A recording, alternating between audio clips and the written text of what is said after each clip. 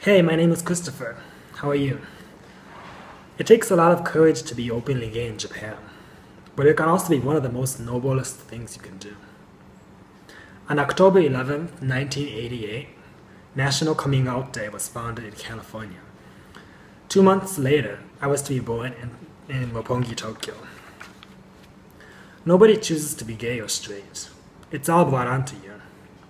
I never chose to be a homosexual, nor to be born to a Japanese father and an American mother, nor to be the middle child of 3 siblings. This was all brought onto me. I was born this way. It wasn't easy for me growing up in a small community in Yokohama. I used to get picked on a lot at school, both with boys and girls. I suppose that they were jealous of me because I spoke English.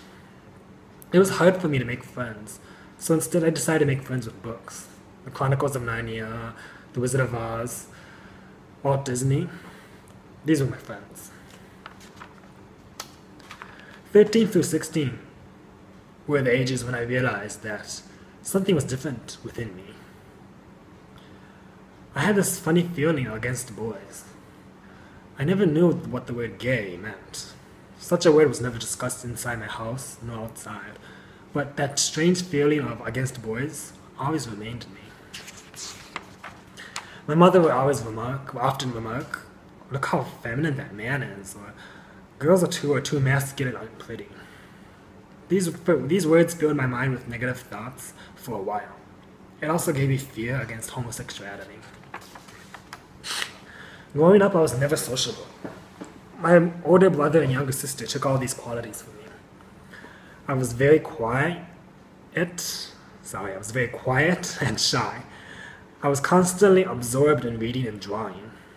Most boys my age would be associated in sports and club activities, but not me. I was the perfect target for bullying. I had one friend then, but as the bullying proceeded, he too chose to be on the safe side. He was no longer my friend after that.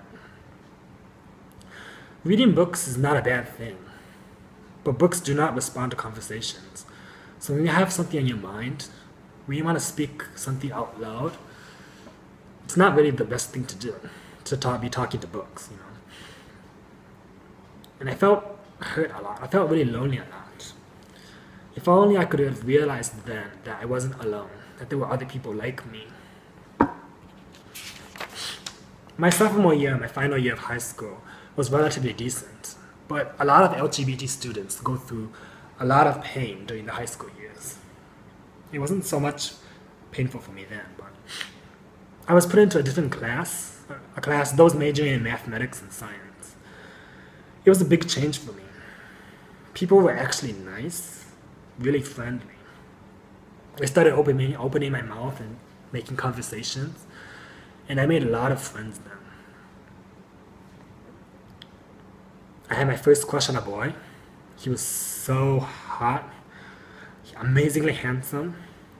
I regret when I had the chance, I regret never having the nerve to tell him so, but he was just so damn handsome. Life was good to me. After high school, I went on to college, and then things got bad again, actually worse.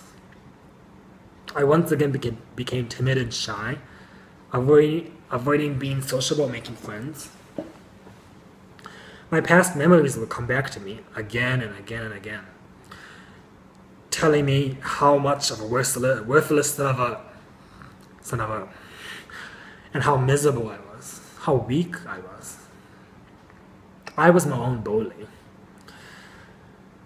I like to tell everyone who's watching this video that to be bullied for you to be your own bully is 10 times more painful than for someone else to be bullying you. Many people take their lives each year because of that. I was just completely lost. Then around 2009, when LGBT issues started being discussed on Japanese media, I learned for the first time, I was 21 actually, but I learned the first time what gay meant. I was a boy who liked boys. I started getting associated to the gay culture going to clubbing and gay bars. And I also made my first boyfriend that year. I was so excited, so happy, so proud about myself that it was about midnight that I called my brother and my sister to tell them that I was gay. I was expecting a "I'm so happy for you" response, but instead I found out the next day that they spread the word to all their friends, saying, "Hey, guess what? My brother's gay. Isn't that something?" I felt humiliated, embarrassed, ashamed of myself. Let me tell you that when someone comes out to you, they're choosing you because you're the person they feel comfortable with. And you're the person who they love and who they trust. So when you pull a stunt like that, that person just stops trusting you. What you're essentially doing is actually hurting yourself because you're losing someone's trust, someone's love. You're only hurting yourself. I failed to realize that then, so I felt hurt, but it's not really something you really to make a big deal of, because it's not your problem. So after that, my brother got married to this girl, and my sister started dating a guy on campus, and things were moving forward for them. But for me, I dated a few times here and there, but to be honest, I was just completely lost, unhappy. I just wanted a normal life. I wanted to fall in love. I wanted to get married and to raise kids. But to have this like label on you written gay, it just felt like that all those dreams were shattered, that I had no future, that I was going to be alone for the rest of my life. I was just utterly lost. How can people live like this with something that big imposed on themselves? And that is when I came across the It Gets Better project. I watched a ton of YouTube videos. I read the book that was published by Terry. And then I got hope. I got the message that I wasn't alone. That maybe it does get better. Maybe I do have a chance to live a decent life, a happy life. At the same time, I came across a TV series called Glee. I'm sure a lot of you know what this TV program's about. I love Glee. Glee taught me that being different could be the most beautiful thing in the world. And Corey Monteith passed away when he was 31. But before he died, he told the audience, he told his friends that see the world not as it is, but as it should be. And I loved him for that. I do. And I decided that for my life to change, I myself had to do something immediately. So I took action. I started getting involved in the Tokyo Lesbian and Gay International Film Festival. It's in Shibuya, in Aoyama. I started showing up at Gossip Tokyo, where I'm filming this right now. I started working at an LGBT-friendly cafe in central Tokyo. And because I started approaching these places little by little, I started making a ton of friends really, really quickly. Life was not good for me. Life was perfect. Today, I'm a certified care worker in the suburbs of Tokyo. I came out to my parents and to my co-workers, and they have accepted me the way I am. I am openly gay now. And I'm proud to be that way. Japanese people tend to be indifferent to things that they do not know about. But maybe that leads to the bullying that goes on nowadays. But I can tell you one thing. People seem not to care, but deep inside, I think they really do. They just don't know how and when to express that way, that they do care. Those bullies who teased me at school, those who gave me the cold shoulder, I realize now that they really did care. They just didn't know how to tell me so. And I feel sorry for them in that way. That's why I forgive every single one of them. I also forgive myself for being my own bully. I mean, I really hurt myself then, but I know now that it was just the timing that was wrong.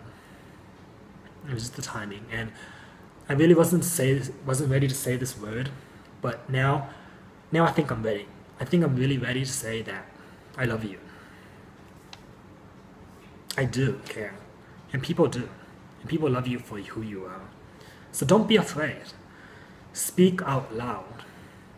I mean, there will be people who disagree with you, but don't mind, because it's their problem, and they're just not ready. But they will be someday. I'm sure they will be someday. Whether it's on their deathbed or whether it's tomorrow, but they will be. So just go on living the way you feel comfortable. Be yourself, because you were born this way. And finally, I have a crush on a guy right now. I haven't told him my feelings yet, but when I'm ready, I think I'm going to tell him someday. Who knows what's going to happen after that? But I really don't know what's going to happen to me in the future. But what I do know right now is that people who are LGBT, people like me, have a ton of opportunities and selections for the future. Japan does not legalize same-sex marriage, but you can have a wedding anywhere, anytime.